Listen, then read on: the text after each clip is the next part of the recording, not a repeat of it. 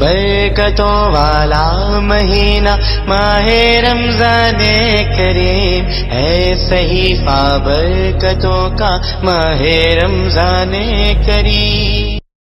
ان الحمد للہ نحمده ونستعینه ونستغفره ونؤمن به ونتوکل علیہ ونعوذ باللہ من شرور انفسنا ومن سیئات اعمالنا من يهده الله فلا مضل له ومن يضلل فلا هادي له وأشهد أن لا إله إلا الله وحده لا شريك له وأشهد أن محمدا عبده ورسوله أما بعد فإن خير الحديث كتاب الله وخير الهدي هدي محمد صلى الله عليه وسلم وشر الأمور محدثاتها وكل محدثة بدعة وكل بدعة ضلالة وفي رواية وكل ضلالة في النار فأعوذ بالله من الشيطان الرجيم بسم الله الرحمن الرحيم فاستفتهم أهم أشد خلقا أم من خلقنا إنا خلقناهم من طين لازب بل عجبت ويسخرون وإذا ذكروا لا يذكرون وإذا رأوا آية يستسخرون وقالوا إن هذا إلا سحر مبين أإذا متنا وكنا ترابا وعظاما أإنا لمبعوثون أو آباؤنا الأولون قل إن الأولين والآخرين اللهم أرنا الحق حقا وارزقنا اتباعه وأرنا الباطل باطلا وارزقنا اجتنابه اللهم علمنا ما ينفعنا وانفعنا بما علمتنا وارزقنا علما رب اشرح لي صدري ويسر لي أمري واحلل عقدة من لساني يفقه قولي۔ برادران اسلام، واجب الاحترام بزرگوں، دوستوں اور عزیز ساتھیوں، لائق احترام ماؤں اور بہنوں، کل ہمارے لیے ایک نیا عنوان شروع ہوا تھا،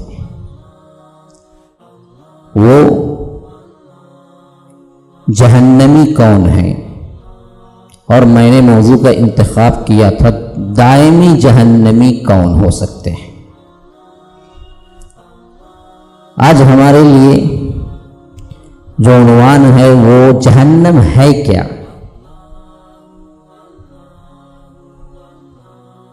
قرآن اور حدیث کے اندر اللہ تبارک و تعالی نے، اللہ کے رسول صلی اللہ علیہ وسلم نے اس کے بارے میں کیا بتایا ہے؟ فرمایا انہا لإحدى الكبر نذیرا للبشر لمن شاء منکم ان یتقدم او یتأخر۔ اللہ تبارک و تعالی فرما رہا ہے بہت بڑا ڈراوا ہے یہ جہنم،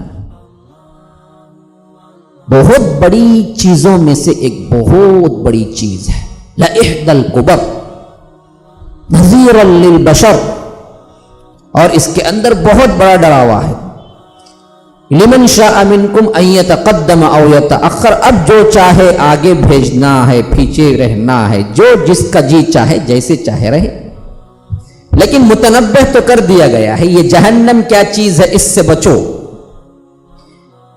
اللہ کے رسول صلی اللہ علیہ وسلم ہمیں خبر دے رہے ہیں، اللہ تبارک و تعالی نے جب جہنم کو بنایا تو حضرت جبرائیل علیہ السلام کو بلا کے کہا کہ جاؤ جا کے جہنم کو دیکھو۔ جب انہوں نے جہنم کو دیکھا، وہاں کے عذابات، وہاں کے مصائب، تو آ کے کہا کہ اے اللہ، جو کوئی اس کا حال سنے گا ضرور اس سے بچنے کی کوشش کرے گا۔ اللہ تبارک و تعالی نے کہا کہ جاؤ جا کے جنت بھی دیکھو۔ پھر حضرت جبرائیل علیہ السلام گئے ہیں، جنت کو دیکھا ہے، انعامات کو دیکھا ہے، اللہ رب العزت کے پاس آئے، کہا کہ اے اللہ جو کوئی اس کے بارے میں سنے گا ضرور بالضرور اس کے اندر داخل ہونے کی کوشش کرے گا۔ تو اللہ تبارک و تعالی نے پھر اس جنت کو دنیاوی مصائب و آلام سے، اللہ کی اطاعت سے، نفس کے خواہشات کو توڑنے سے، جو چیزیں ہیں جنت کو جانے والی ان تمام سے ڈھک دیا۔ پھر جہنم کو دنیا سے، دنیا کی محبت سے، نفسانی خواہشات سے، آرام سے، عیش پسندی سے ڈھک دیا۔ پھر کہا کہ جبرائیل سے جاؤ، جا کے ایک مرتبہ اب جہنم کو بھی دیکھو، جنت کو بھی دیکھ کے آؤ۔ جب حضرت جبرائیل نے دیکھا کہ یہاں پہنچنے کے لیے بڑی آسانیاں ہیں، دنیا ہے، محبت ہے، خواہشات ہے، نفسانی طور پر منمانیاں ہیں، آ کے کہا کہ اے اللہ میں نہیں سمجھتا کہ اب کوئی اس سے بچ سکے گا۔ پھر جب جنت کو جا کے دیکھا تو یہاں تو بڑی مشکلات ہیں، مشکل ہی مشکل، مصائب و آلام اس سے چھپا دی گئی ہے جنت کو۔ جب یہ دیکھ کے آئے تو کہا کہ اے اللہ میں نہیں سمجھتا کہ کوئی یہاں پر پہنچے گا۔ تو یہ جنت ہے، یہ جہنم ہے، اس کے بارے میں اللہ تبارک و تعالی خبر دے رہا ہے۔ لہا سبعۃ ابواب لکل باب منہم جزء مقسوم، اس کے 7 دروازے ہیں۔ میں نے بتایا تھا کہ جنت کے 8 دروازے ہیں، ہم نے پڑھا ہے نا پہلے جنت کے سلسلے، وہ 8 دروازے ہیں۔ اور وہ 8 دروازے کیا ہیں؟ ایک باب الصلاح ہے، ایک باب الزکاہ ہے، ایک باب الریان ہے، یعنی جیسے جیسے جو نیکیوں میں سبقت کر کے اس کے لیے تگودو کریں گے، کوششیں کریں گے، اللہ تبارک و تعالی ان دروازوں سے پکارے گا۔ ایک شخصیت ہے حضرت ابو بکر صدیق کے بارے میں اللہ کے رسول صلی اللہ علیہ وسلم نے کہا کہ 8 دروازے سے پکارا جائے گا، جس سے چاہے داخل ہو جاؤ۔ یہ جنت کے 8 دروازے ہیں۔ جہنم کے بارے میں اللہ تبارک و تعالی فرماتا ہے اس کے 7 دروازے ہیں۔ یہ دروازے کیا ہیں؟ یہ ایک جہنم ہے، یہ ایک سقر ہے، ایک جہیم ہے، جیسا اللہ تبارک و تعالی کہتا ہے سأصلیہ سقر وما ادراک ما سقر لا تبقی ولا تذر لواحۃ للبشر علیہا 19۔ ہم ان برائی کرنے والوں کو، منمانی کرنے والوں کو، برائی کی راہ پہ چلنے والوں کو، اللہ کے احکامات کو توڑنے والوں کو ہم پہنچا دیں گے سقر میں۔ سأصلیہ سقر وما ادراک ما سقر، تم کیا جانتے ہو یہ سقر کیا ہے؟ لا تبقی ولا تذر، سقر وہ ہے جو تمہیں باقی رکھے گی نہ چھوڑے گی، نہ موت ہے نہ جیت ہے نہ زندگی ہے، لا یموت فیہا ولا یحیا، نہ مرنا ہے نہ جینا ہے، لا تبقی ولا تذر لواحۃ للبشر، چمڑی اڈھیڑ کے رکھ دے گی انسان کی، علیہا 19، اس کے اوپر 19 کارکن ہیں۔ ہاں جنت کے بڑے بڑے افسر خاص جو ہیں وہ تو 19 ہیں۔ اب کوئی یہ نہ کہے کہ 19 ہی ہیں جی تب تو کیا بڑا معمولی مسئلہ ہے، نہیں، یہ 19 تو بڑے ہیں۔ اصل پورے جہنم کے جو نگران ہیں کھچ کے لائیں گے، سامنے رکھ دیا جائے گا۔ پتہ ہے اللہ کے رسول صلی اللہ علیہ وسلم نے فرمایا جہنم کو اہل حشر کے سامنے اللہ تبارک و تعالی جب کھینچ کے لائے گا تو 70,000 باگیں ہوں گی، یعنی 70,000 ڈوریاں کھینچ کے لانے کی، 70,000 باگیں، اور ہر باغ کو، ہر ڈوری کو 70,000 فرشتے کھینچ رہے ہوں گے۔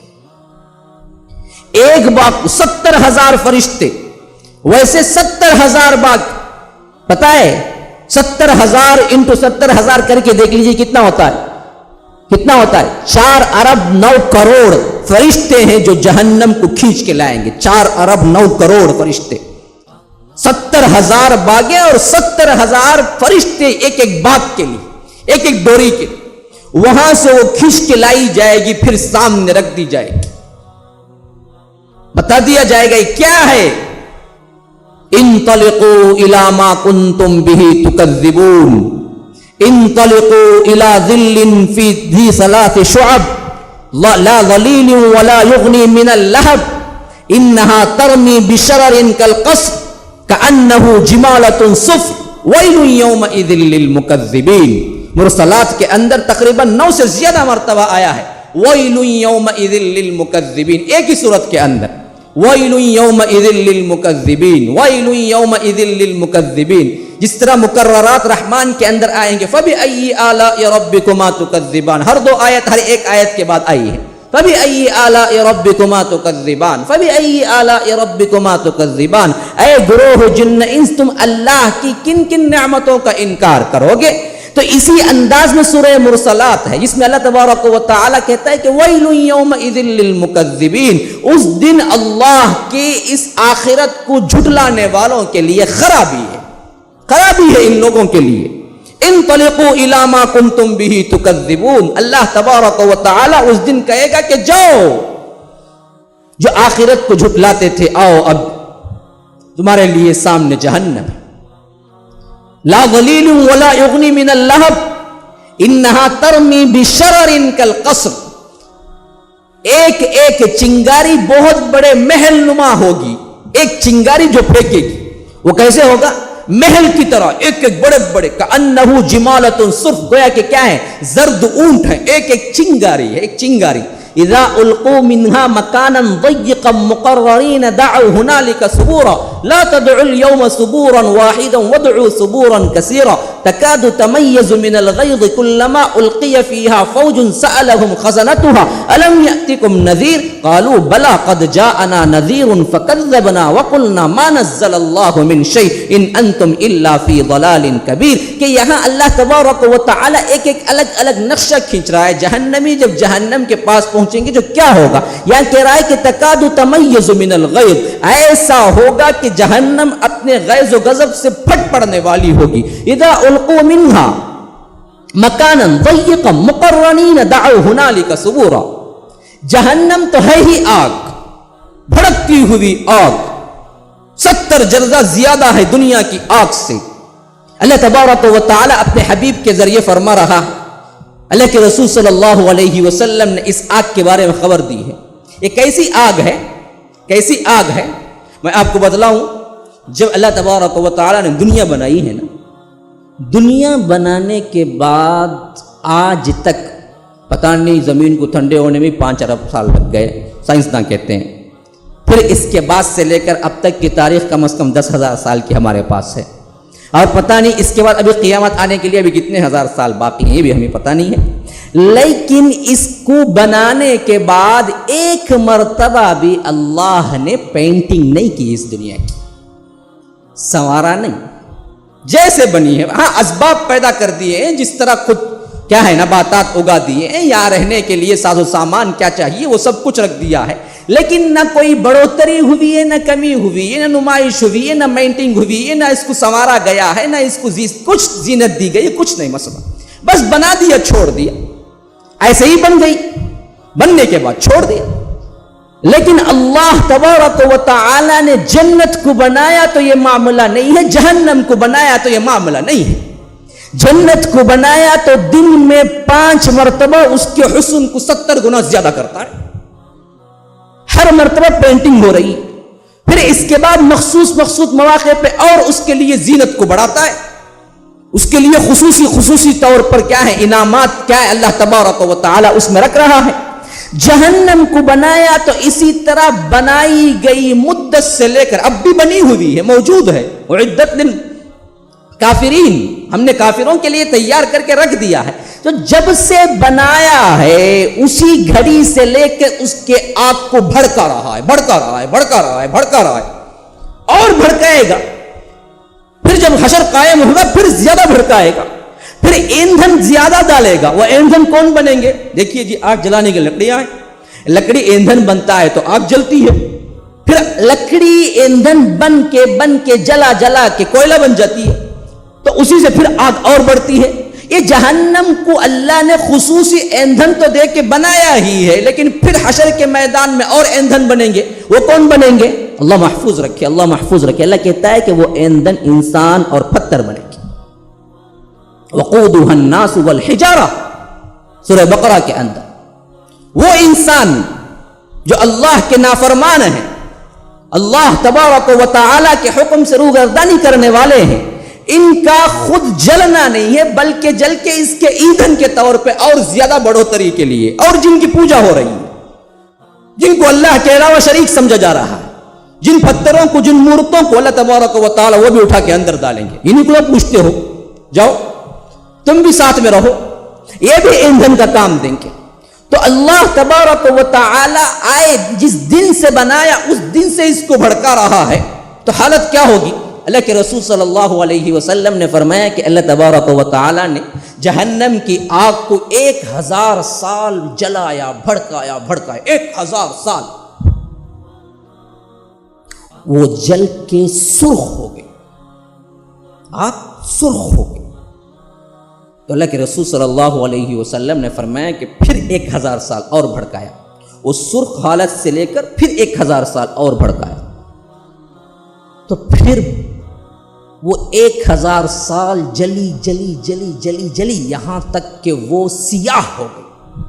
اب یاد رکھو جہنم کی آگ سیاہ ہے، کالی ہو گئی، کالی جل کے جل کے جل کے۔ اب جب بھڑکا رہا ہے، جلی ہے جلی ہے جلی ہے، تو جہنم کا بعض حصہ بعض کو کھانے لگا۔ جہنم نے اللہ سے التجا کی، وہ بھی اللہ کی مخلوق ہے، وہ بھی اللہ کی مخلوق ہے، اس کو احساس ہے، اس کو شعور ہے، اللہ کے نافرمانی کو کھنچ کھنچ کے، نافرمان بندوں کو کھنچ کھنچ کے آگے بڑھ بڑھ کے، خواہش کر کر کے اپنے اندر لے گی۔ ہم سمجھتے ہیں کہ یہ کیا جمادات کی طرح بے شعور، ہم بے حس سمجھتے ہیں جنت اور جہنم کو، نہیں، دونوں اللہ کی مخلوق ہیں اور دونوں کو حس اور شعور ہے۔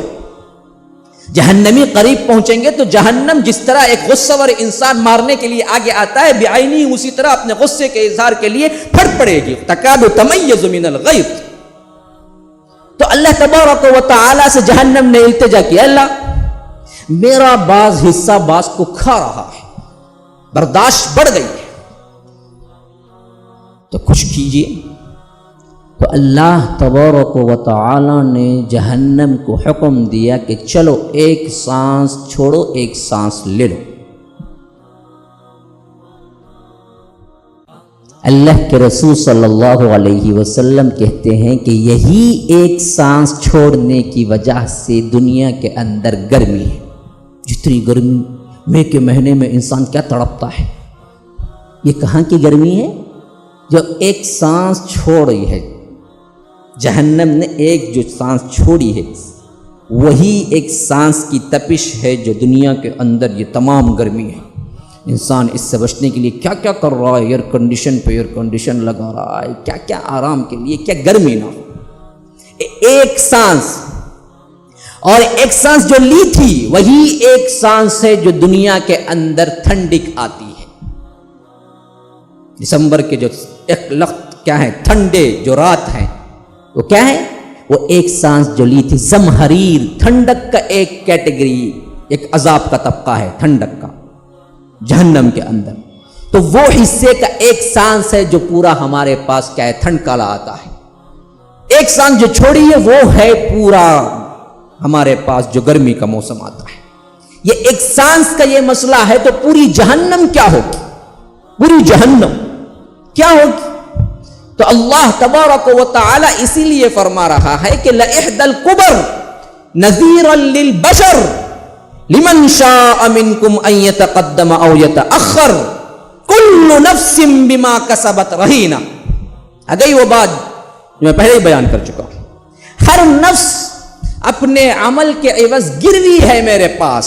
یہ بہت بڑا ڈراوا ہے، جو ڈر جائے اس کے لیے بشارتیں ہیں، جو نہ ڈرے اس کے لیے کیا ہے، ہلاکتیں ہی ہلاکتیں ہیں۔ یہ ہے جہنم جس کے بارے میں اللہ کے رسول صلی اللہ علیہ وسلم نے ایک مرتبہ جب نکلے ہیں تو صحابہ کسی بات پہ ہنس رہے تھے، کسی بات پہ ہنس رہے تھے۔ صحابہ جو ایسی شخصیت، ہماری تو پوری زندگی لہو و لعب میں گزرتی ہے، ہنسی مذاق میں گزرتی ہے، ہمارے اندر ڈر کہاں کا؟ رونا تو ہم بزدلی سمجھتے ہیں۔ یاد رکھ لیجئے بہادر انسان ہوتے ہیں جو اللہ کے ڈر سے روتے ہیں، بزدل نہیں ہوتے، وہ تو بڑے بہادر ہیں جو اللہ تبارک و تعالی کے ڈر سے ایک آنسو نکل جائے۔ صحابہ تو بڑے رونے والے آہوزاری کرنے والے تھے، لیکن کوئی ایک موقع تھا کہ کچھ ہنسی نکل گئی. اللہ کے رسول صلی اللہ علیہ وسلم اسی وقت مجلس میں آئے، کہا کہ ہنس رہے ہو. یاد رکھو میرے صحابہ، جو کچھ میں جانتا ہوں اگر تم جانتے تو اپنے بستروں سے بیویوں سے ملنا چھوڑ دیتے اور گھر بار کو چھوڑ کے جنگلوں میں نکل جاتے. ہنسنا کیا ہے، یہ تو بھول ہی جاتے. لَضَحِكْتُمْ قَلِيلًا وَلَبَكَيْتُمْ كَثِيرًا، زیادہ تر تو تمہاری زندگی روتے ہوئے گزر جاتی، ہنسنا تم بھول ہی جاتے. جو کچھ جہنم ہے، اس جہنم کے لیے جو کچھ اللہ تبارک و تعالی نے وعید سنائی ہے، یہ ایسی خطرناک ہے کہ اصحاب رسول اللہ صلی اللہ علیہ وسلم تھر تھر، باوجود اللہ کے رسول نے بہت سو کو جنت کی بشارت دے دی تھی، لیکن پھر بھی ان کی راتیں بستروں پہ کروٹیں بدل کے گزر جاتی تھی کہ نیند نہیں لگتی. حضرت حسن بصری کے بارے میں آتا ہے، جب کبھی بھی قرآن کی آیتیں پڑھتے اور جہنم کا ذکر آتا تو 3 دن 4 دن خون کا پیشاب آنے لگتا ہوں. حضرت عبداللہ بن عمر ایک مرتبہ گھر سے نکلے ہیں، ایک آگ میں لوہا تپا کر جو بناتے ہیں اوزار، اس کو دیکھا کہ تنور میں وہ رکھ کے کیا کر رہا ہے، اوزار بنا رہا ہے. بس تنور کو دیکھا تو 3 دن بے ہوش پڑے رہے. طلبا نے پوچھا کہ استاد کیا ہو گیا تمہیں؟ کہا کہ مجھے یہ دیکھ کے جہنم کی یاد آ گئی کہ یہ آگ ہم نہیں سہ سکتے، یہ تنور سے نکلنے والی آگ، تو کس طرح ہم سہ سکتے ہیں جہنم کی آگ. اصحاب رسول اللہ صلی اللہ علیہ وسلم یوں ڈر کے کام جایا کرتے تھے. ہم ہیں کہ باوجود سب کچھ کرنے کے ہمارے افعال تو اللہ اور اللہ کے رسول صلی اللہ علیہ وسلم کے سراسر نافرمانی پہ مبنی ہونے کے کبھی ہمیں جہنم کا ڈر لگتا ہی نہیں ہے، کیونکہ ہم سمجھتے ہیں ہم تو کیا سیدھے جنت کو جانے والے. کوئی کبھی کہہ بھی دے کہ تم مسلمان، کیا بولا بے خوجوں نے، مجھے مسلمان نہیں بولتا جی، وہاں سے تلواریں اٹھ جاتی ہیں. اگر حقیقت حال ہی کل اللہ تبارک و تعالی کہہ دے حشر کے میدان میں، کرتے کیا؟ یہ جہنم سے بچاؤ کے لیے کیا کیا ہے؟ تفصیلات تو آئیں گی، آج میں زیادہ تفصیل میں نہیں جاؤں گا، کیونکہ کل میں نے وعدہ کر لیا ہے کہ سوالات کے جوابات دیے جائیں گے آج، اور ہمارے پاس زیادہ وقت بھی نہیں ہے کیونکہ اتوار کا دن ہے. کل صبح سویرے بہت سے لوگ کیا ہیں اپنے اپنے کاموں کو بھی نکلنا ہے، زیادہ وقت بھی نہیں لے سکتا. میں نے مختصراً بات رکھی ہے، لیکن تفصیلات تو اب یہ پورے جو 7-8 دن باقی ہیں انشاءاللہ اس میں آئیں گے. برابر وعدے کے مطابق میں بھی کیا ہے اپنے طلباء سے بھی کیا ہے وعدہ کیا ہوا ہوں، پابندی کرنی ہے مجھے. بالکل پاؤ گھنٹہ باقی ہے، ان پاؤ گھنٹے میں کیا ہے سوالات ہوں گے. جو بقیہ کل آ چکے ہیں، خاص کر خواتین کی طرف سے جو آئے ہیں ان کے جوابات نہیں دیے گئے تھے، تو انشاءاللہ کیا وہ جوابات دیے جائیں گے. پھر اس کے بعد کیا ہے کفارہ ہوگی. جب سمجھیے کہ مجلس ایسے ہی برقرار ہے، کفارہ نہیں پڑی جائے گی. انشاءاللہ کیا سوالات کے بعد کفارہ پڑا جائے گا.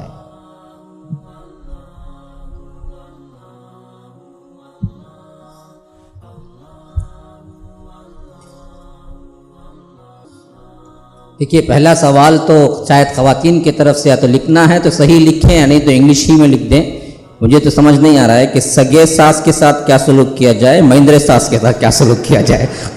یہ بھی کوئی سوال ہے، مجھے سمجھ نہیں آیا کہ سگے ساس اس میں کون ہوتے ہیں، مہندرے کون ہوتے ہیں. مجھے تو پتہ نہیں، اب تک وہ تو نہیں پڑھا ہوں، میرے ڈکشنری میں تو نہیں ہے. ایسا کوئی ہے شیخ سگے ساس اور مہندرے ساس؟ ہاں، اور مہندرے پھوپھو کے ساتھ کیا سلوک کیا جائے، ایسا کچھ ہے شاید. اور مہندرے بہو کے ساتھ اور بیٹے کے ساتھ کیا سلوک کیا جائے. عجیب مسئلہ ہے، کوئی ان کو سب ساس اور مہندرے اور سگوہی میں مسئلہ ہے شاید. کہ یاد رکھ لیجئے ساس کا، بہو کا یا مہندرے ہیں، یہ کیا ہے. مجھے تو رشتے تو سمجھ نہیں آئے کہ اس میں ساس مہندرے کیسے ہو جاتے ہیں.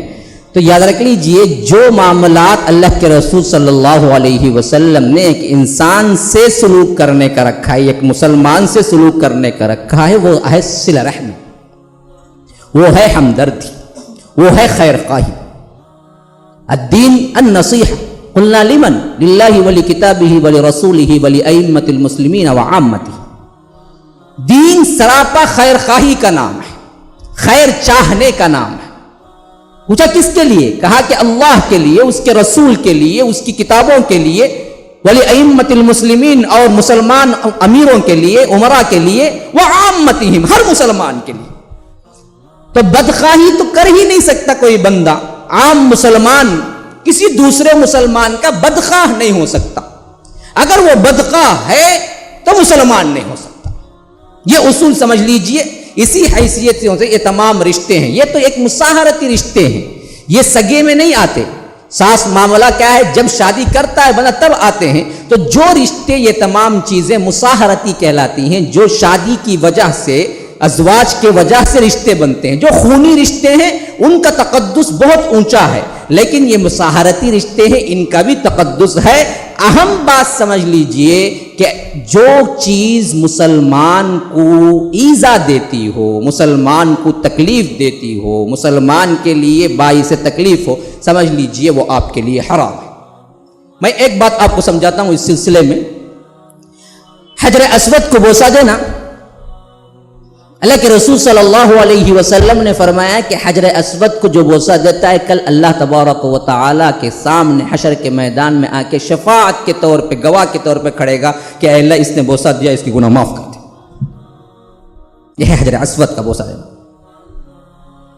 لیکن علماء اس سلسلے میں لکھتے ہیں کہ اگر کوئی حاجی یا عمرہ کرنے والا وہاں پہنچتا ہے اور بھیڑ کی وجہ سے حجر اسود کو بوسہ نہیں دیتا ہے تو یہ بہت افضل کام ہے بنسبت وہ بھیڑ کو چیرتے ہوئے یا کسی کو تکلیف دیتے ہوئے حجر اسود کو بوسہ دے. یہ اس سے برا کام ہے, کیونکہ حجر اسود کو بوسہ دینا مستحب ہے, مسلمان کو ایذا دینا حرام ہے.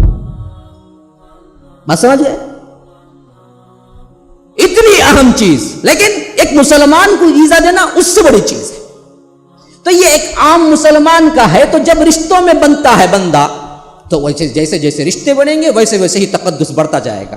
تو کوئی کسی کی برائی نہ چاہے. آج تو میں نے بتایا تھا نا کہ میں نے بہت سے اللہ والوں کو دیکھا ہے, بہت سے اچھے لوگوں کو دیکھا ہے, تہجد گزار مل جائیں گے, لیکن کسی ساس کو ایسا نہیں دیکھا جو رحم دل ہو. یہ بہت بڑے ایک عالم کا قول ہے جو میں نقل کر رہا ہوں.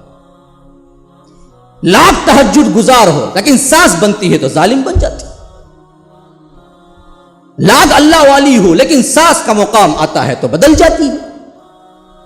یہ کیا ہے؟ یہ فساد ہے. اسی طرح بہو کا معاملہ ہے. بہو ہے تو جس طرح اپنے آپ کو شوہر کے تابع رکھتی ہے, اسی کی رضا کے سلسلے میں اس کی ماں کا بھی وہی مقام ہے تمہارے لیے. ماں کا بھی وہی مقام ہے. ماں سمجھے اپنے لیے, ساس کو اپنی خیر خواہی کے ساتھ صحیح ماں سمجھے, سگی ماں سمجھے, مسئلہ ہی ختم. اور ساس بہو کو بیٹی سمجھے, مسئلہ ہی ختم. پھر کہاں کے جھگڑے بنتے ہیں, کہاں کے خواہ مخواہ کے گھر کے اندر بہت سے معاملات ہوتے ہیں, لڑائی جھگڑے نوبت طلاق تک. وجہ کیوں بنی؟ تم نے غیر سمجھا. نہ ساس سلوک کرنے پر تیار ہے بہو کے ساتھ, نہ بہو اچھا سلوک کرنے کے لیے تیار ہے ساس کے ساتھ. تب کہیں جا کے تمام مسائل بنتے ہیں. جبکہ اللہ کے رسول صلی اللہ علیہ وسلم تو عام مسلمان کو تکلیف دینا بھی حرام قرار دیا. یہ تو رشتوں میں آ گئے ہیں, ان کے ساتھ تکلیف دہ سلوک کرنا کیسے آپ کے لیے جائز ہو سکتا ہے؟ تو بس اتنا ہی یہ ان رشتوں کے سلسلے میں سمجھ لیجئے. کبھی کسی کی برائی نہیں چاہنا ہے اور کبھی کسی کی تکلیف کا باعث نہیں بننا ہے. دوسرا سوال یہ ہے کہ زوال کا وقت کون سا ہے, کیا اس وقت پر نماز یا قرآن پڑھ سکتے ہیں؟ تو یاد رکھ لیجئے زوال کا وقت وہ ہے جب سورج بالکل سیدھے کھڑا ہوتا ہے. کیوں زوال اس کو کہتے ہیں کہ جب تک یہاں سے سورج طلوع ہوتا ہے تو اوپر چڑھنا شروع ہو جاتا ہے, چڑھتا ہے چڑھتا ہے چڑھتا ہے چڑھتا ہے چڑھتا ہے, پھر ایک مقام وہ جب سیدھے کھڑے ہو کے نیچے گرتا ہے تو زوال ہے. زوال کا مطلب ہے گرنا, عروج کا مطلب چڑھنا. عروج و زوال ہم بھی اردو میں استعمال کرتے ہیں. تو زوال کا وہ وقت ہے جو بالکل اوپر کھڑے ہو کے وہاں سے ڈھلنا شروع ہو جائے.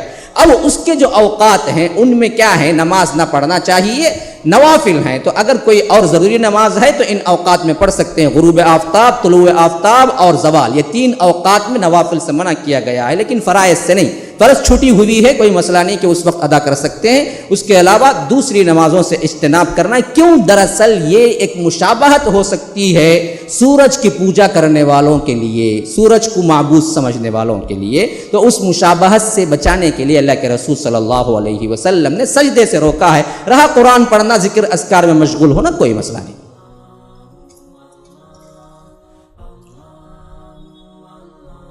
دعا مانگتے وقت بڑے بڑے آوازوں سے رو کر دعا مانگ سکتے ہیں کہ بڑے بڑے نہیں, دیکھیے دعا مانگتے وقت آہوزاری اگر قدرتی طور پر ہوتی ہے تو یہ اللہ تبارک و تعالی کی بہت بڑی قربت کی نشانی ہے. رہا آواز کو تکلف کے ساتھ بنا بنا کے اندر سے نہیں نکل رہا ہے، چیخ چیخ کے وہ کیا کرنا بتانا چاہتا ہے، تو پھر تو کیا ہے یہ پورا دکھاوا ہو جاتا ہے. لیکن قدرتی کیفیت میں بات بنتی ہے اور قدرتی طور پر آواز آپ کی بدل جاتی ہے، قدرتی طور پر آپ کو رونا آ رہا ہے. اللہ تبارک و تعالیٰ کا ڈر خشیت کی وجہ سے یہ بہت اونچا مقام ہے. اللہ کے رسول صلی اللہ علیہ وسلم کے بارے میں آتا ہے جب نماز پڑھتے اللہ کے رسول اور اس میں قرآن پڑھتے تو جب عذاب کے آیات آتے تو ہم سنتے کہ اللہ کے رسول کے جسم مبارک سے یعنی پیٹ سے اس طرح آواز آتی جس طرح آ کر کھانا پکنے کی آواز ہوتی ہے، کھت پک کھت ہنڈیا جس طرح پکتی ہے اس طرح اللہ کے رسول صلی اللہ علیہ وسلم کی آواز ہمیں سنائی دیتی. اصحاب رسول اللہ صلی اللہ علیہ وسلم بیان کرتے ہیں تو رونا بہت اچھی چیز ہے اور آہوازاری کرنا بہت اچھی چیز ہے. اگر چیخیں نکل جاتی ہیں تو یہ بھی بہت اچھی چیز ہے، لیکن بناوٹ نہ ہو، تکلف نہ ہو، بے اختیاری ہو.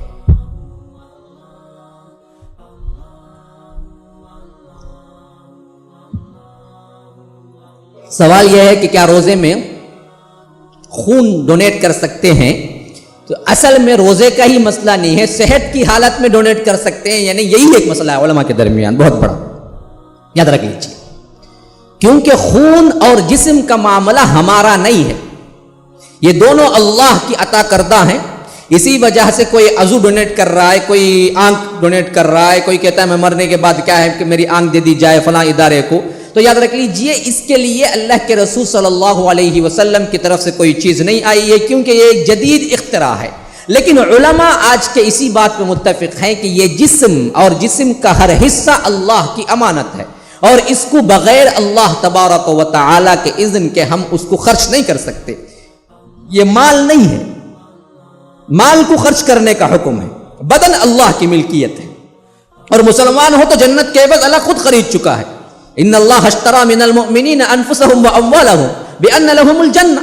تو اس سلسلے میں بڑا کلام ہے علماء کا کہ یہ ڈونیٹ جو کرنا ہے جسم کے اعضاء یا خون کو، تو اس معاملے میں علماء کے دو گروہ ہیں. ایک گروہ کہتے ہیں کہ نہیں کر سکتے، دوسرا گروہ کہتا ہے کہ اس کے اندر دو تفریق ہیں. جسم کے اعضاء تو کر ہی نہیں سکتے، ہاں خون ایک ایسی چیز ہے جو انسان اگر نکالتا ہے تو 2 گھنٹے 4 گھنٹے غذا کے ساتھ وہ پھر دوبارہ بن جاتا ہے. یہ طبی نقطہ نظر سے یہ بات بالکل پرفیکٹ تحقیق ہو چکی ہے. خون ایک ایسی چیز ہے جو آپ کے بدن سے نکلا تو پھر وہی خون اتنی مدت کے اندر آپ کے اندر بن جاتا ہے. تو علماء کہتے ہیں کہ اب یہ ایک ایسی چیز ہے جس کی وجہ سے کوئی خطرہ نہیں ہوتا ہے اور وہ چیز فاضل ہوتی ہے، اور فاضل چیز کو ڈونیٹ کرنا کوئی بات نہیں ہے. تو اس میں بہترین راہ ان دونوں قول سے یہی بہتر ہے کہ اشد ضرورت کے وقت انسان خون دے سکتا ہے، بنسبت یہ بلڈ بینک کا ایک بہت بڑا تقسیم کر دیا جائے اور اس کے لیے جگہ جگہ کیا ہے آپ لگائیں، کیمپ لگائے جائیں اور خون دو کا نعرہ، یہ بے احتیاطی ہے، یہ بے احتیاطی. ہاں اشد ضرورت ہے، رشتہ دار ہے، پتہ چلتا ہے دینا ہے تو ضرور ضرور دیجئے، کیونکہ کیا ہے یہاں ایک زندگی کا مسئلہ ہے اور آپ کے پاس یہ فاضل ہے. ایک انسان کی موت ہو رہی ہے، آپ کے پاس فاضل خون ہے تو فاضل خون دے سکتے ہیں لیکن اعضاء نہیں دے سکتے. اب رہا معاملہ روزے کے سلسلے میں، تو اس میں سمجھ لیجئے ہر وہ کام سے آپ کو رکایا گیا ہے جس سے روزے کے اندر اضمحلال آ جائے، کمزوری آ جائے، اور سب کو تو معلوم ہے خون دینے سے کمزوری واقع ہوتی ہے. اسی لیے تو سفر میں روزہ رکھنا نہیں ہے. ایک صحابی روزہ رکھے ہوئے آئے تھے اور بے ہوش ہو کے گر گئے تھے. صحابہ ان کے اوپر چادر تان کے کھڑے ہوئے تھے. اللہ کے رسول نے پوچھا کیا ہے؟ کہا کہ یہ روزے دار ہے. اللہ کے رسول نے کہا یہ کوئی نیکی نہیں ہے. یعنی سفر میں روزہ رکھنا کوئی نیکی نہیں ہے، خامخواہ دوسروں کو پریشان کر کے رکھ دیا. تو یہ سفر میں روزہ کیوں نہیں ہے؟ کمزوری ہے، انسان نہیں رکھ سکتا. تو اب یہ کمزوری کی وجہ سے دراصل آپ کو چھوٹ ہے، اور چھوٹ سے فائدہ اٹھانا یہ دراصل اللہ تبارک و تعالیٰ کو اتنا ہی پسند ہے جس طرح آپ اللہ کے ڈر سے گناہ کو چھوڑ دینا. تو اس حیثیت سے مناسب یہی معلوم ہوتا ہے کہ روزے میں اس سے احتراز کرنا چاہیے.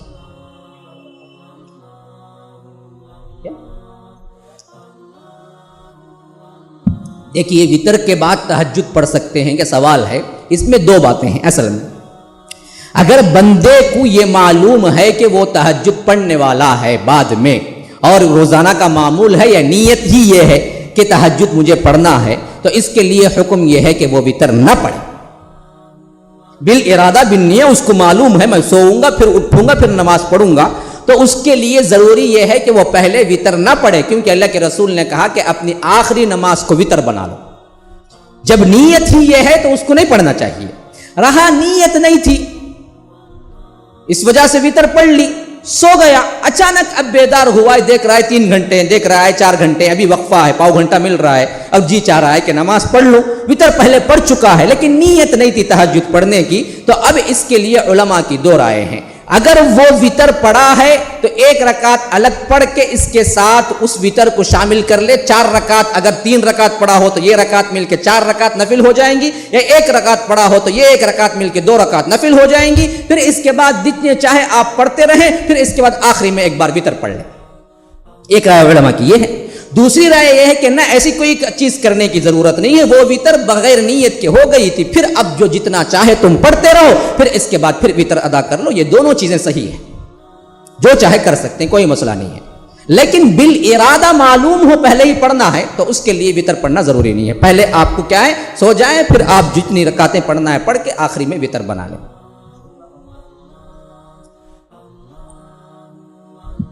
سوال یہ ہے کہ چونڈا جو ہے ہمارے پاس رواج ایک ہے نا بالوں کو باندھنے کا، کیا اس سے نماز پڑھ سکتے ہیں کیا؟ جہاں تک یہ باندھنے کی کیفیت ہے، اس کے لیے اللہ کے رسول صلی اللہ علیہ وسلم نے خاص طور پہ لفظ استعمال کیا کہ میں نے جہنم میں جانے والے بہت سے لوگوں کو دیکھ لیا، لیکن بعض نشانیوں والیوں کو، عورتوں کو نہیں دیکھا۔ وہ نساء کاسیات عاریات مائلات ممیلات، وہ ایسی عورتیں ہیں جو پہن کے رہیں گی کپڑے لیکن ننگی رہیں گی، باہر نکلیں گی اور مردوں کو مائل کرنے والیاں ہوں گی، یعنی ایسے نکلیں گے، اس نیت سے نکلیں گی مرد مجھے دیکھیں۔ آج کے تو پورے ویسے ہی، اللہ تعالیٰ محفوظ رکھے، ہمارا معاشرہ دیکھیے کیسے ہو گئے، یہ سب جہنمی عورتیں ہیں۔ تو اس حدیث کے اندر جب یہ چیزیں نشانی کے طور پر آئی ہیں تو اللہ کے رسول نے کہا کہ وہ ایسی ہوں گی جو مٹک مٹک کے چلا کریں گی اور اپنے بالوں کو کوہان کی طرح باندھا کریں گی۔ تو اس سے معلوم ہوا یہ چونڈا دراصل کیا ہے، ایک مکروہ ہے، اس کی حیثیت سے نہ استعمال کریں۔ نماز کے ساتھ کوئی چیز مخصوص نہیں ہے چونڈے کا مسئلہ کیا، عمومی طور پر ہی بن سور کے، اب دیکھیں ہندوؤں میں وہ چونڈا باندھ کے نکلنا بھی کیا ہے، بہت بڑا فیشن ہے، وہ ان کی خاص وہ ساڑی پہن کے وہ چونڈا باندھنا، اس کے لیے کیا ہے ایک خاص تقریب رکھنا، یہ خود ان کے پاس ایک شعار بن گیا ہے۔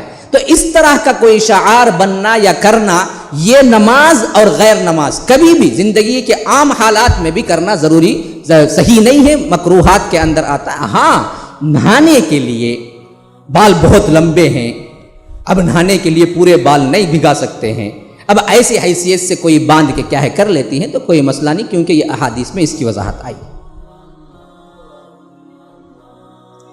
ہاں، اور ایک سوال یہ ہے کہ کیا مرد اور عورت کی نماز میں کوئی تفریق ہے؟ تو یاد رکھ لیجئے، ایک اللہ کے رسول صلی اللہ علیہ وسلم نمونہ ہے، تفریق ہوتی کوئی تفریق نہیں ہے، تفریق ہوتی تو اللہ کے رسول کہتے کہ مردوں کے لیے میں نمونہ، عورتوں کے لیے عائشہ نمونہ، دیکھ لو تم، کہیں یہ حدیث نہیں آئی، بلکہ الٹی حدیث آئی، صلو کما رأیتمونی اصلی، نماز اس طرح پڑھو جس طرح مجھے پڑھتے ہوئے دیکھتے ہو۔ تو کون؟ اے مردو تم دیکھتے ہو، عورتوں کے لیے نہیں، اس کے لیے عائشہ کو جا کے دیکھو، نہیں بولے کری اللہ کے رسول۔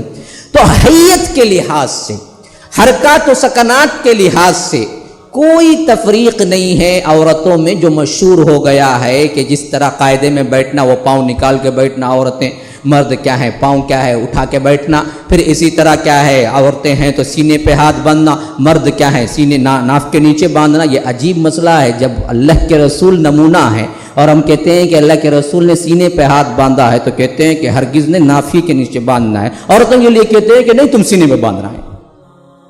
جب اللہ کے رسول نے نہیں باندھا ہے تو پھر کس طرح عورتوں کے لیے سینے میں باندھنا بن جاتا ہے اور مردوں کے لیے ناف کے نیچے ہی باندھنا بنتا ہے؟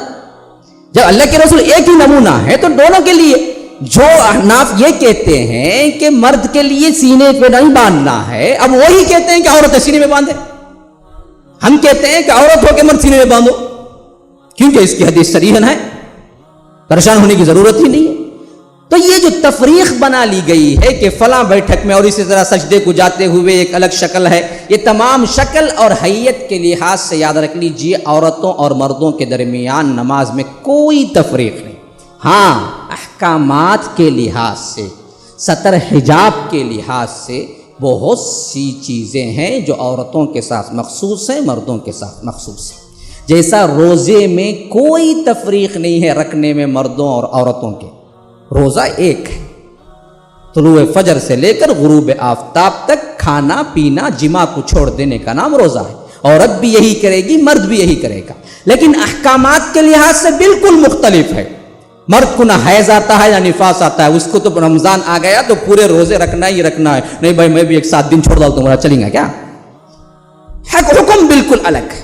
اب اس کے لیے عورت کے لیے تو 7 دن آتے ہی آتے ہیں کسی نہ کسی طرح، رمضان ہو غیر رمضان ہو، چھوڑنا ہی چھوڑنا ہے، پھر قضا ہے اس کے لیے، تو آپ کے لیے نہیں۔ تو یہ احکامات کی تبدیلی اسی طرح نماز میں بھی ہوتی ہے۔ جس طرح سطر کا معاملہ ہے، اگر مرد ہے تو اس کے لیے ناف سے لے کر گھٹنا، اور اس کے اوپر اگر اس کے پاس چادر ہے، یعنی ایک ہی ہے تو کوئی مسئلہ، لیکن اوپر کوئی اور چادر ہے تو اللہ کے رسول نے کہا کہ کھندے ڈھانکنا ہے، بغیر کھندے ڈھانکے تمہاری نماز نہیں ہوتی۔ مرد کے لیے بھی سطر اتنا ہی ہے، لیکن بغیر کھندا کھلا رکھ کے نماز نہیں پڑھ سکتا بندہ، اس کے اوپر ڈھانکنا ہے، تو اتنا رہا تو کافی ہے اس کے لیے۔ لیکن عورت، اللہ کے رسول نے کہا کہ پوری عورت ہے، پوری سطر ہے، اس کے لیے کوئی کھلا نہیں رہنا ہے، تاکہ بال بھی نہیں ہے۔ بہت سے لوگ کیا کرتے ہیں، بال کو کھلا رکھ کے نماز پڑھتے ہیں، نماز نہیں ہوتی۔ بال بھی سطر کے اندر آتا ہے، بال بھی، اور پاؤں کو کھلا رکھ کے ازار گون میں نماز نہیں پڑھ سکتے۔ اوپر اسکارف تو ہے لیکن ازار گون ہے، نماز پڑھ رہے ہیں، پاؤں کھلا ہے، نماز نہیں ہوگی، سوائے چہرے کے کوئی چیز نہیں، پورا ڈھانپنا ہے جی، ضروری ہے، سطر کے اندر آتا ہے نماز میں عورت کے لیے، اس کے علاوہ نہیں ہو سکتی۔ تو احکامات میں مختلف ہے معاملہ، لیکن حیت اور شکل میں کوئی چیز نہیں۔ ہاں بھائی یہ بڑا مسئلہ ہے، حائضہ کیا قرآن کی تلاوت کر سکتی ہے؟ تو اس معاملے میں بات سمجھ لیجئے، احوط پہلو، احتیاط کا پہلو یہی ہے کہ حائضہ قرآن کی تلاوت بھی نہیں کر سکتی، چھو بھی نہیں سکتی، کیونکہ اس کے لیے صاف دلائل موجود ہیں۔ ہاں علماء نے صرف اس میں اتنی تقسیم کی ہے کہ اگر کوئی حافظہ ہے یا کوئی مدرسہ ہے یا کوئی دینی فیلڈ میں کام کرنے والی ہے، اب وہ 7 دن اگر چھوڑ دے اور 7 دن کے لیے قرآن کو ہاتھ ہی نہ لگائے تو مسئلہ یوں ہے کہ وہ بھول سکتی ہے۔ تو اس خدشے کے پیش نظر اگر وہ پڑھ لیتی ہیں بغیر ہاتھ لگائے چھوئے تو ان کے لیے جائز ہے۔ رہا بقیہ عام حیثیت سے عورتیں حائضہ ہیں تو اس وقت قرآن کی تلاوت بھی نہیں کرنا چاہیے۔ ہاں ذکر کر سکتی ہیں، اذکار کر سکتی ہیں، دعائیں کر سکتی ہیں، سب کچھ کر سکتی ہیں، لیکن عمومی تلاوت نہیں کرنا چاہیے۔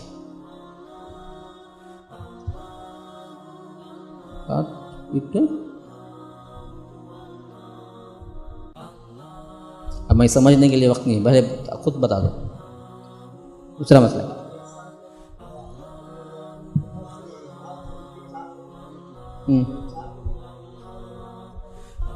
نہیں بھائی، زکوٰۃ کے سلسلے میں اصولی طور پر بات سمجھ لیجئے، کس مال پہ زکوٰۃ فرض ہوتی ہے تو اس کے لیے 3 شرائط ہیں۔ ایک شرط ہے کہ آپ کی ملکیت میں ہو، نمبر 1۔ نمبر 2 کہ نصاب کو پہنچ جائے، 85 گرام گولڈ ہو یا گولڈ کی قیمت ہو، یعنی تو 509 پر 5 گرام چاندی ہو یہ، اور نمبر 3 1 سال گزر جائے۔ یہ 3 شرطوں میں سے کوئی ایک شرط بھی کم ہوئی تو سمجھیے کہ زکوٰۃ فرض نہیں ہوتا۔ اب ان کا سوال یہ ہے کہ میرے پاس کیا ہے، نصاب کے مال کو تو ہم پہنچ گئے ہیں لیکن 4 مہینے ہوئے ہیں، تو کیا زکوٰۃ نکالنا ان 4 مہینوں کے لیے؟ تو نہیں ہے، 1 سال کا پورا انتظار ہے، 1 سال کے بعد زکوٰۃ ہوتی۔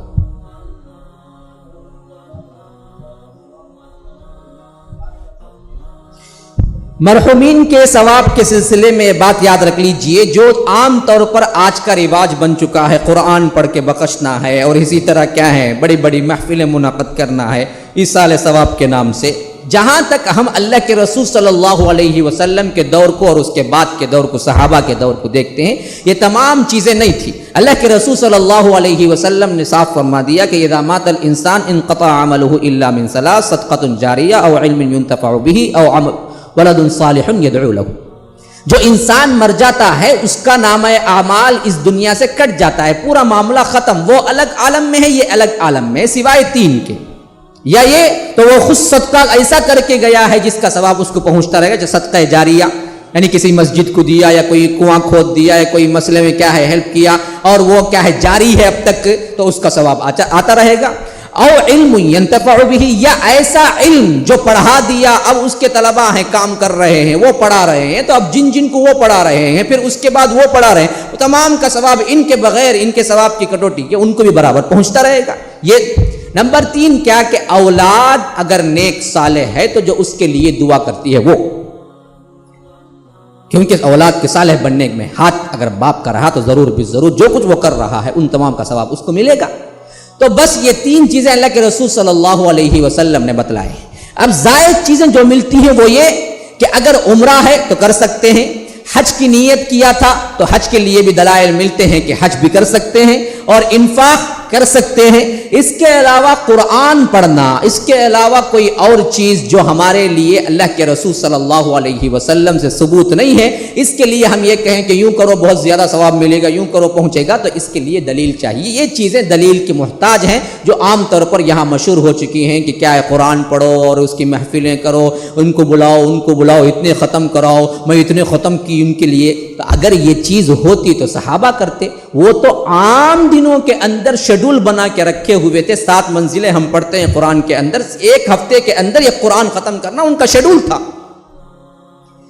اگر ان کا کوئی مر جاتا ہے، اور کتنے لوگ شہید ہوئے ہیں، کتنے لوگ انتقال کر گئے، ہم خود پڑھتے ہیں صحابہ کے رشتہ داروں میں، لیکن کسی کے بارے میں نہیں آتا ہے کہ حضرت ابوبکر نے فلاں کے لیے اتنے کیا ہے قرآن ختم کیے، حضرت عمر نے ابوبکر کے لیے، ابوبکر گزرنے کے بعد 10 سال رہے ہیں حضرت عمر، کبھی اب عمر نے نہیں کہا کہ اب میں یہ قرآن اللہ کے رسول کے لیے بخشتا ہوں، یہ قرآن کیا ہے ابوبکر کے لیے بخشتا ہوں، کہیں کوئی نہیں ہے، کوئی روایت نہیں ہے۔ تو یہ چیز ہمارے لیے دلیل کی محتاج ہے، جو دلیل کی محتاج ہے ان کاموں کو چھوڑ دیجئے، جو ہمیں بالدلائل مل جائے ان کاموں کو مضبوطی سے پکڑ لیجئے۔ بھائی وقت ہو رہا ہے نا، ابھی کتنے ہیں جو اہم ہیں ان میں سے کر لیجئے، وقت ہو گیا ہے نا تقریباً۔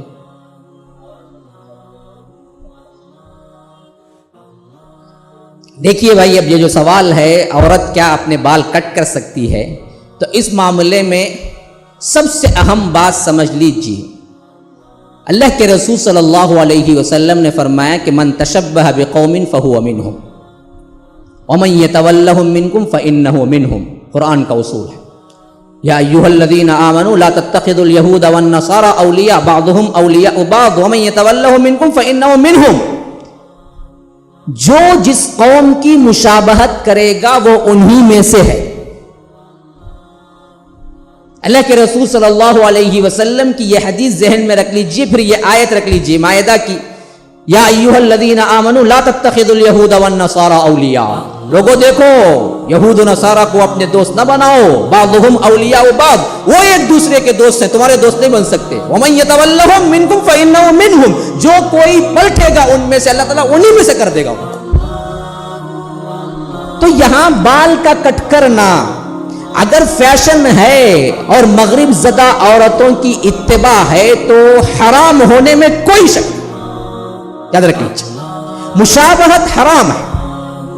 اسی سلسلے میں وہ تمام چیزیں قیاس کر لیجئے جو ہمارے اندر رواج پا گئی ہیں، جس طرح ہمارے جینز پینٹ، ٹائٹ جینز مردوں کے لیے کہہ رہا ہوں، ان کے لباس کی اتباع، شیونگ، اور اسی طرح کیا ہے ان کے ایکٹیویٹی اور ان کے حرکات و سکنات کی اتباع، جو کچھ ہے مردوں، اسی طرح یہ ٹائٹ پہننے کا رواج عورتوں کے لیے بھی اتنا ہے۔ اللہ تعالیٰ محفوظ رکھے، وہ اسلامی لباس تو گیا ہے، جو عورتیں باہر برقع پہن کے نکلتی ہیں لیکن گھر کے اندر ایسا لباس ہو، ایسا لباس کہ فرق کرنا مشکل ہو جائے کہ یہ مسلمان کی بیٹی ہے یا کسی غیر مسلم کی بیٹی ہے، کسی نصرانی کی بیٹی ہے، یہ گھروں کے اندر کا لباس ہوتا ٹائٹ۔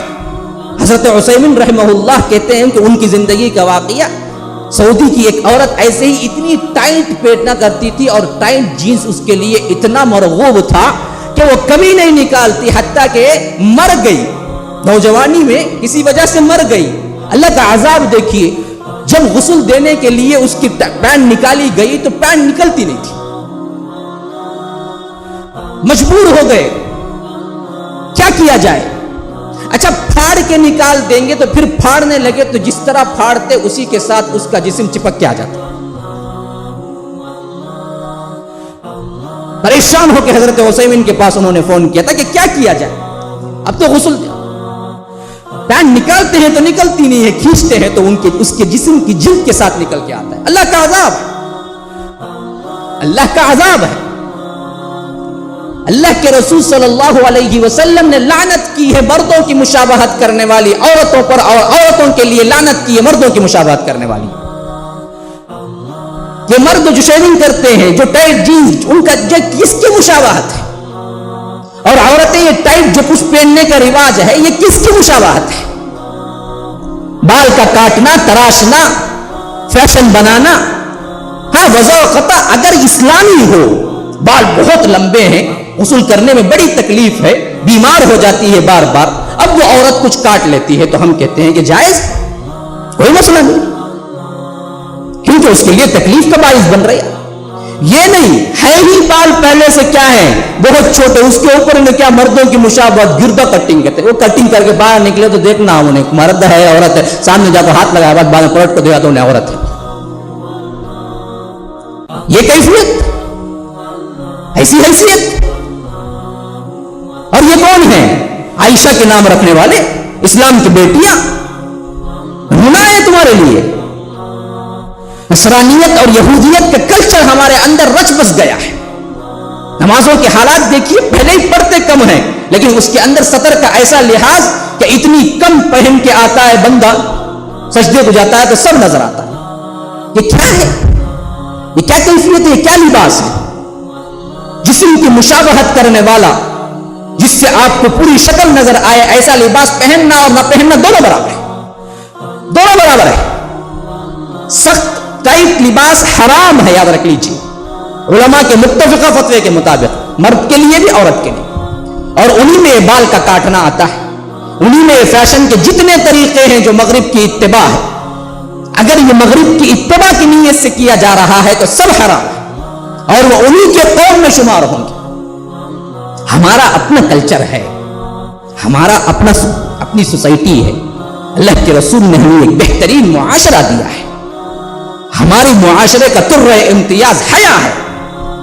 جس کے پاس حیا نہ ہے، اذا لم تستحی فاصنع ما شئت، اللہ کے رسول صلی اللہ علیہ وسلم نے کہا کہ پچھلے انبیاء کے اقوال میں سے یہ قول ہے، اگر تمہیں حیا نہیں تو جو چاہے کرتے پھرو۔ اصل تو روکتی ہے حیا ہی نہیں ہے تو جو چاہے کرو۔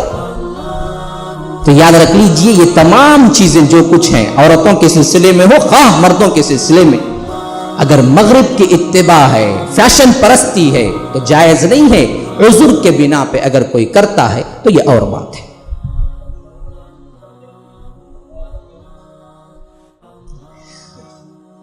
سوال جو ہے کہ شوہر اپنی پہلی بیوی کو بتائے بغیر یا اجازت لیے بغیر کیا دوسری شادی کر سکتا ہے؟ 100% کر سکتا ہے، سیدھا سادہ جواب۔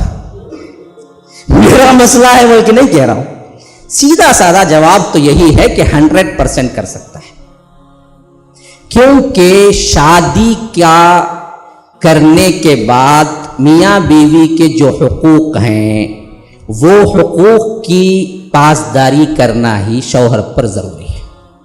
اس کے علاوہ کوئی اور حق نہ بیوی جتا سکتی ہے، نہ ہم عائد کر سکتے ہیں، معاشرے سے متاثر ہو۔ مرد کا حق ہے کہ وہ 1 کرے، 2 کرے، 3 کرے، 4 تک کرے۔ بلکہ آپ کو میں پتے کی بات بتلا دوں، فَانْكِحُوا مَا طَابَ لَكُم مِّنَ النِّسَاءِ مَثْنَىٰ وَثُلَاثَ وَرُبَاعَ۔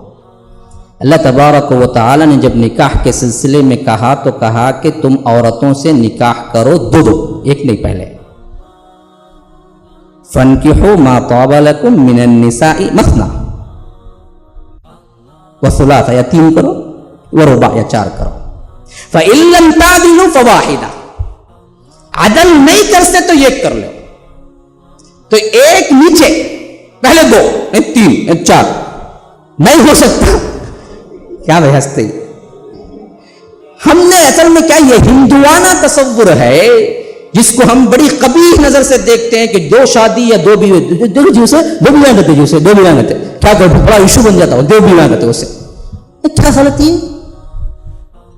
ایک بیوی سے رکھو، 1000 سے جھک مارتا پھرے، 1000 سے آنکھ لڑاتا پھرے، کوئی مسئلہ نہیں، کوئی مسئلہ نہیں، نہ بیوی کو کوئی اعتراض ہوتا، ہاں رات رات کسی اور کے ساتھ گزار کے کوئی مسئلہ نہیں، شادی تمہیں کئی صدی کرتے شادی میرے سے پوچھے بغیر، اب اتنے دن رات میں رہنا وہ کیا ہے، یہ مسئلہ ہی۔ یہ اصل میں ایک ہندوانہ ماحول کی وجہ سے ہمارے اندر آ گیا ہے کہ یہ ایک بہت برا کام ہے، اصل میں کوئی مسئلہ نہیں ہے، نہ اجازت لینا۔ ہاں یہ بات ہے کہ بیوی کے جذبات کا خیال رکھتے ہوئے آپ کی رفیق حیات ہے، آپ کے ساتھ زندگی گزار رہی ہے، آپ کے لیے آرام تج رہی ہے، تو اس حیثیت سے تعلقات کی بنیاد پہ کوئی کہتا ہے تو یہ اچھی بات ہے، کہہ کے کرنا چاہیے، کیونکہ اس سے زندگی کے اندر سکون آتا ہے۔ یہ میرا کیا ہے، مشورہ ہے، حکم نہیں ہے۔ ہاں دیکھیے بھائی مسئلہ پھر اس میں کم از کم مجھے تو کیا ہے، پاؤ گھنٹہ تو کہنا ہے۔ اب یہ جو سوال ہے کل بھی آیا تھا، انشاءاللہ یہ سوال ہفتے کے دن کے لیے رکھ لیں، اگلا ہفتہ جو ہے نا اس دن کے لیے۔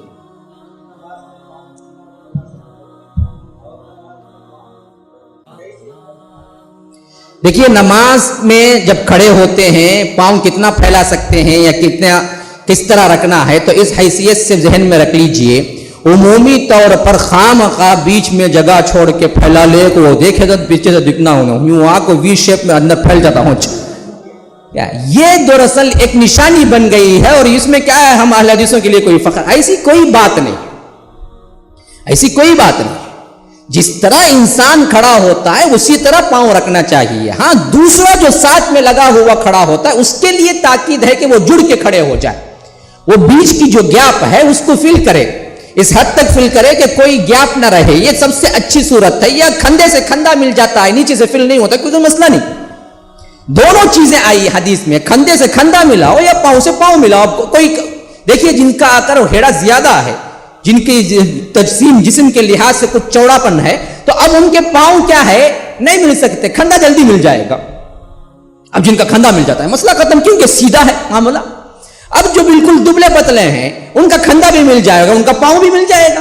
پریکٹیکلی آپ کر کے دیکھ لیجئے، خواہ آپ جتنے موٹے ہیں ان کا اگر پاؤں نہیں ملتا ہے تو انہیں پاؤں ہٹاؤ، انہیں پاؤں لمبا کرو، انہیں پاؤں ہٹاؤ، انہیں پاؤں لمبا کرو، چرتے اسے کیا کرنا، بیزار کر کو چھوڑ ڈالنا انہیں۔ تو ایسی کوئی بات نہیں ہے، سیدھی صف ہو اور بیچ کی گیپ جو ہے وہ فل ہو جائے، کیونکہ اللہ کے رسول نے کہا کہ شیطان کیا ہے، ان گیپ کے اندر، اس اسپیس کے اندر کیا کرتا ہے، پھرتا ہے۔ میں دیکھتا ہوں کہ بلیوں کی شکل میں، بچوں کی شکل میں، جو کتے کے بچوں کی شکل میں دیکھتا ہوں کہ شیطان ان کی صفوں کے درمیان چکر لگا رہا ہے۔ تو اس گیپ کو دراصل فل کرنا ہے اصل میں، اس سے سب آپ کی سیدھی ہو جاتی ہے۔